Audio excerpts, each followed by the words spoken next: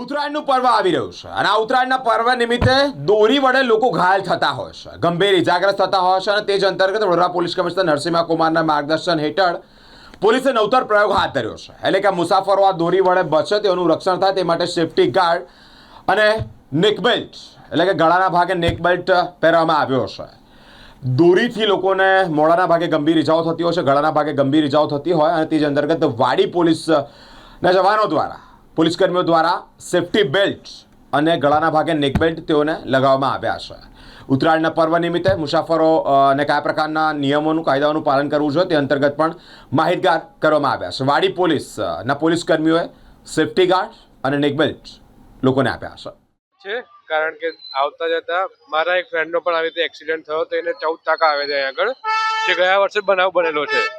આ રીતે આગળ પગલું લે છે, એની માટે દરેક નાગરિકો માટે સારામાં સારું પગલું છે. આગળ તાર પણ બાંધી આપે છે અને ગળામાં બટન બાંધી આપે છે. ખૂબ જ સરસ વાત છે ગુજરાત પોલીસ માટે અને વડોદરા પોલીસ માટે પણ. માત્ર નવજીની આ કિંમત હોતી હોય છે, માત્ર 50 કે 60 રૂપિયાનું જીવનું જોખમ પણ છે ને સાથે પરિવારનું એક સદસ્ય છે જે કમાતું હોય છે, એ રોજે નોકરી માટે ઘરની બહાર નીકળે છે, એના તરફથી એને કઈ પ્રોબ્લેમ થયો તો ઘરને પણ પ્રોબ્લેમ થઈ શકે છે, આર્થિક બી પ્રોબ્લેમ થઈ શકે છે. લીધે તો શું લોકોને અપીલ કરશો આ સુરક્ષા કવચ લગાવવા માટે? કારણ આપણે ઘરેથી બહાર નીકળીએ તો હેલ્મેટ અને ગળામાં પટ્ટો અને ના હોય તો પણ ગળામાં રૂમાલ બાંધીને પણ નીકળવાનું. કારણ કે દોરીઓ અત્યારે પતંગ ચગાવ્યા પછી દોરો લોકો તોડીને જતા રહે છે, એવો ને એવો દોરો ફરતો હોય છે ને આપણે વાહન ફાસ્ટ ચલાવતા હોઈએ છીએ તો કદાચ વચ્ચે આવીને કપાઈ બી શકે છે આપણું. સેફ સ્ટેપ ઉઠાવી રહી છે આપણી વડોદરા પોલીસ, અને જે બદલ ખૂબ ખૂબ આભાર વ્યક્ત કરું છું. અને આ જે જાગૃતિ ફેલાઈ રહી છે વડોદરા પોલીસ દ્વારા ઉત્તરાયણને ધ્યાનમાં લઈને એક સેફટી પોઈન્ટ ઓફ વ્યૂ, તે ખૂબ જ સારું છે પબ્લિક માટે. અને પોલીસને આ બદલ હું ખૂબ ખૂબ આભાર. આપણે હેલ્મેટ પણ પહેર્યું છે, યસ, ટ્રાફિકના નિયમોનું પાલન કર્યું, શું લોકોને અપીલ કરશો? બસ ટ્રાફિકના નિયમનું પાલન કરવું જ જરૂરી છે, કારણ કે ટ્રાફિકના રૂલ્સ જે છે આપણા માટે જ બનેલા છે. જે સૌથી પહેલી સેફટી ફર્સ્ટ હોવી જોઈએ, એમાં સેફટી ફર્સ્ટ અને પછી એના સેફટી પછી કાયદાનું પાલન થવું જોઈએ.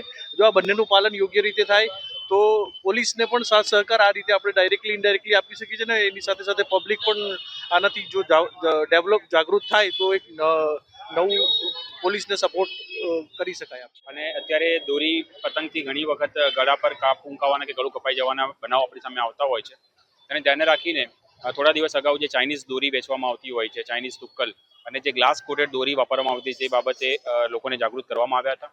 અને આજે લોકોમાં જાગૃતતા ફેલે અને અવેરનેસ ફેલાય એ માટે લોકોને જે ગળા પર નેક બેલ્ટ બાંધવામાં આવે છે તેનું વિતરણ અત્યારે હાલમાં વાડી પોલીસ સ્ટેશનમાં કરવામાં આવી રહ્યું છે. અને તેની સાથે સાથે તમામ ટુ વ્હીલર ઉપર એક વાયર લગાવવામાં આવી રહ્યો છે, જેના કારણે જે કોઈ દોરી આમના ગળામાં આવતા પહેલા એ તારથી દોરી ઉપર નીકળી શકે. તો તમામ નાગરિકોને મારી આ નમ્ર અરજ છે કે ઉત્તરાયણ તહેવાર આવી રહ્યો છે તો આ રીતનો કોઈ તાર કે નેક બેલ્ટ જરૂરથી રાખે, અને એનાથી પણ વધારે ઉપયોગી છે હેલ્મેટ.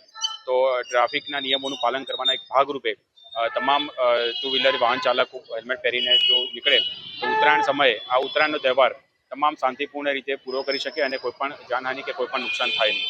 સર, સાથે સૌથી મોટો પ્રશ્ન છે કે તાર છે લગાવ્યો તો રાજ્ય ઓવર સ્પીડિંગના કારણે પણ અકસ્માતો સર્જાતા હોય છે, તો લોકોને શું અપીલ કરશે? કારણ કે ઓવર સ્પીડિંગ પણ એક અકસ્માતનું બિલકુલ સાચી વાત છે. ઓવર સ્પીડિંગના કારણે અકસ્માત થતા હોય છે તો તેને નિવારવા માટે આપણે પહેલાં તો પ્રાથમિક ધોરણે હેલ્મેટને કમ્પલસરી પહેરવું જોઈએ, જે પોતાના અને પોતાના પરિવારની સેફટી માટે ખૂબ જ જરૂરી છે. અને સેકન્ડ, ઓવર સ્પીડિંગ માટે સિટીમાં એટલી સ્પીડ તો હોતી નથી, કારણ કે સિટી કન્જેસ્ટેડ હોવાના કારણે, જેમ કે વાડી પોલીસ સ્ટેશન હદ વિસ્તાર છે જેમાં રસ્તા સાંકડા છે, પણ ઘણી વખત સિગ્નલ જમ્પિંગના કારણે બનાવ બનતા હોય છે કે સિગ્નલ જ્યારે ગ્રીનમાંથી યલો અને પછી રેડ થતું હોય છે, દરેકને લાસ્ટ મોમેન્ટ પર જે ભાગવાની ઉતાવળ છે એમાં બનાવ બનવાના ઘણા કિસ્સાઓ અમારા ધ્યાને આવ્યા છે. તો સિગ્નલ જમ્પિંગ જે કરતા હોય છે તે લોકોએ ન કરવું જોઈએ, તેના કારણે આપણે ઘણા બધા અકસ્માતો રોકી શકીએ છીએ.